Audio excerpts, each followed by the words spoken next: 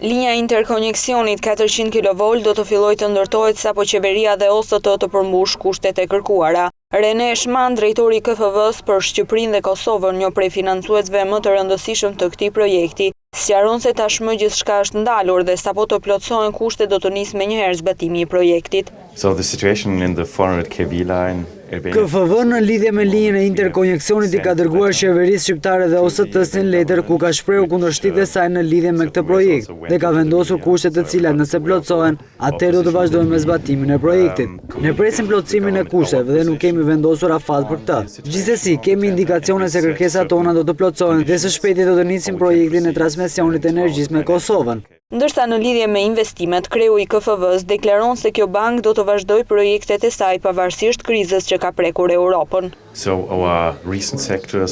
KFV-ja është një bank për zhvillim dhe ne nuk do t'i ulim angazhimet për rajonin, madje do të rrisim ato sidomos tani në kohë krize. Ne do të vazhdojmë të fokusohemi në investime në sektorin e energjisë, në ujësjelljes, kanalizime dhe në menaxhimin e mbetjeve të integruara. Banka Gjermane për Zhvillim, KFV-ja, ka zhvilluar një sër projektesh të rëndësishme në vendin tonë.